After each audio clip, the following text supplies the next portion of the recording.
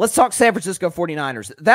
This was one of my if I were a Batman games. I almost, and gosh darn it, I wish I would have picked the Cardinals. I was so close to picking them to win this football game. I thought Cardinals plus 7.5 was a pretty obvious bet, just in the sense that, hey, it's a divisional game. Those are always close. Jonathan Gannon, for the limitations Arizona has defensively, Jonathan Gannon is a really smart DC. Ask the Philadelphia Eagles that. They could sure use him. Okay. San Francisco, I didn't think played amazing against New England. New England's just a really, really bad football team. Just talked about Aaron Rodgers. Aaron Rodgers carved up that defense. Like, it's just about anybody can. So I thought this was a winnable game for Arizona, but the Niners, just on talent, Kyle Shanahan will pull it at the end. So I have been labeled, unfairly I might add, as a Brock Purdy hater.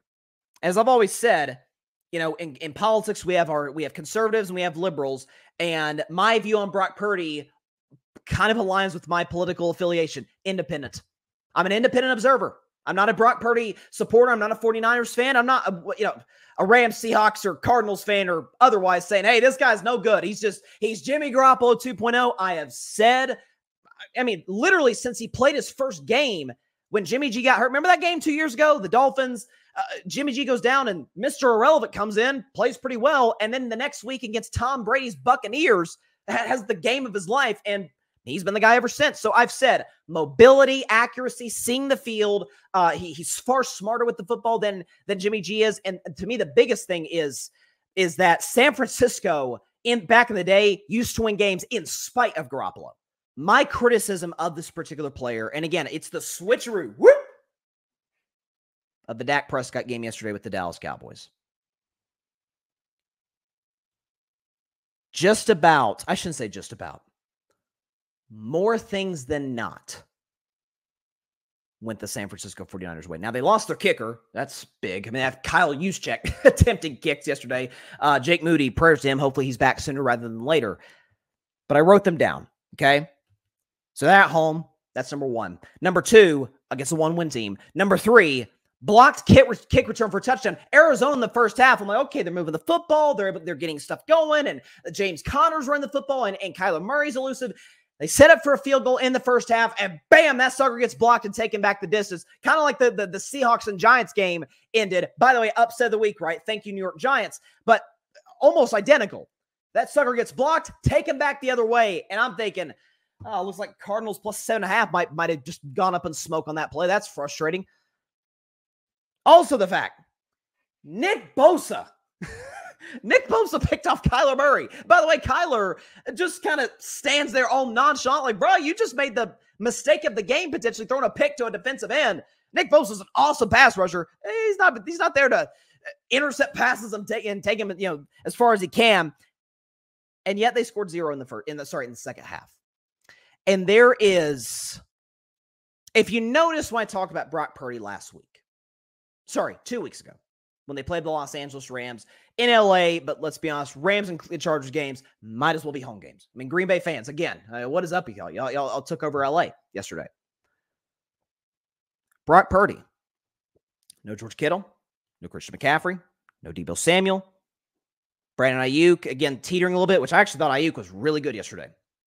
It was basically Purdy and Juwan Jennings or bust. And I thought Purdy played the best game of his career in that game.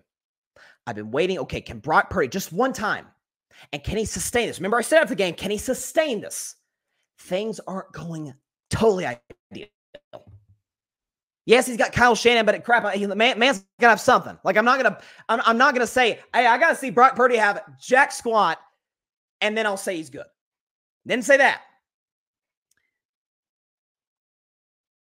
But last night, trailing in a spot where his team needs him, down by 1, his team scored zilch in the second half, and he throws a pick to end the game. Now, one thing, too, that I've said about Brock, again, what are you, like I said about Dak, and go back to the Albert Einstein quote from the beginning of the show. Adversity introduces a man to himself. When the fit hit the sham, when nothing was going the Cowboys' way, what did Dak Prescott do? He led you to a game-winning touchdown. That's what. What is Brock Purdy in his career? In the regular season, I want to be totally, transparent about that. Regular season, which is a bigger sample size, mind you. What is Brock Purdy when trailing? And the answer is he's an atrocious quarterback. We can show you the numbers. Okay. 819 yards. That's the second half this season. That should say second half of his career. So that's an error right there. But trailing the second half of his career, 819 yards,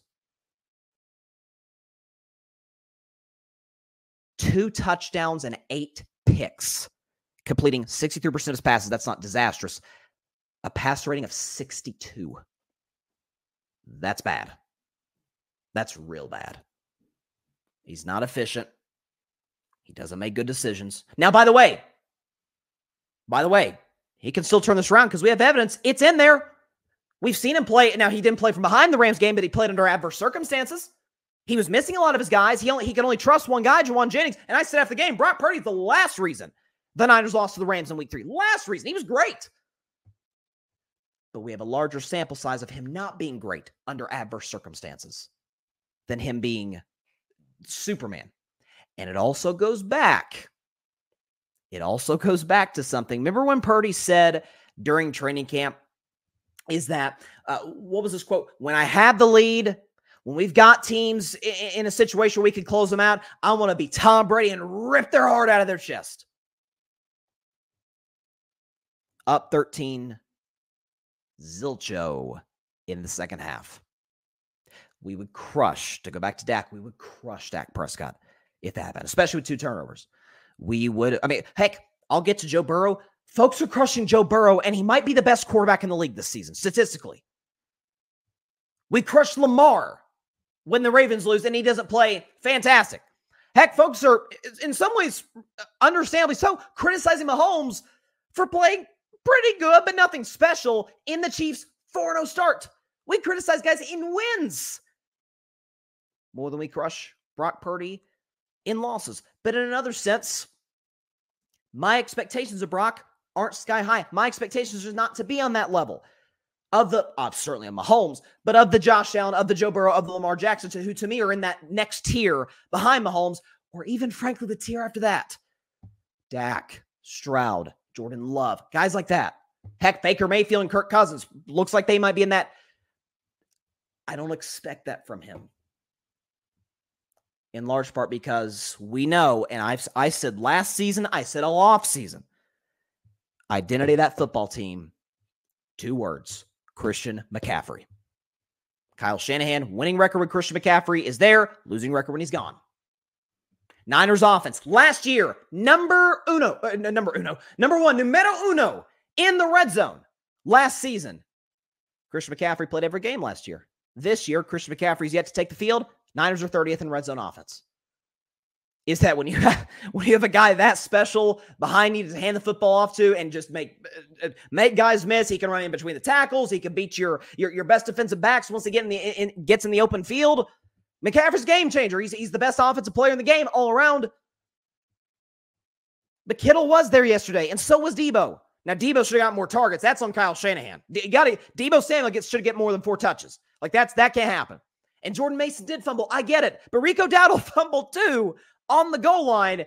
And Dak said, man, now I'm not saying Purdy should have recovered. But again, things didn't always go Dak's way. Things don't always go swimmingly for you.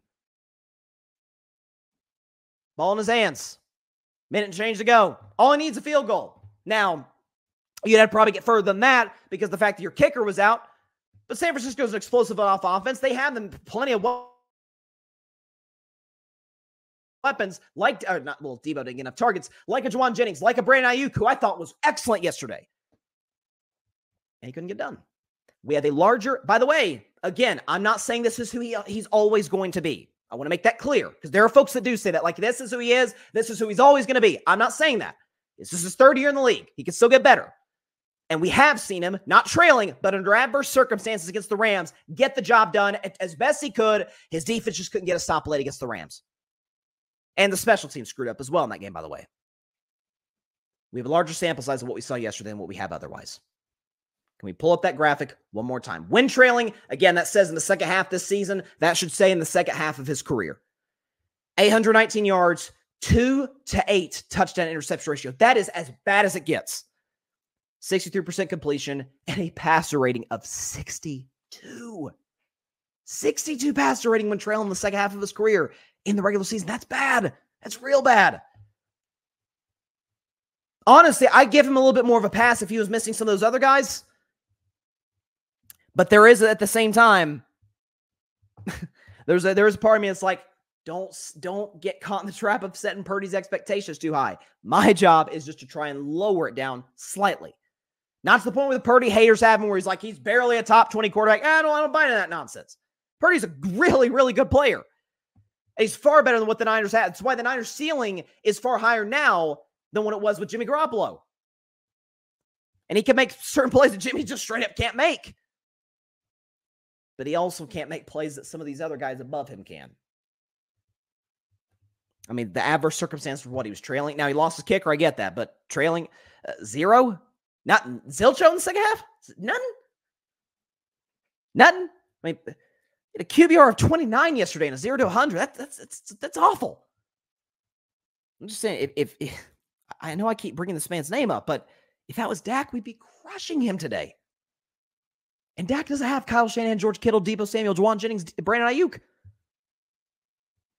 I rest my case.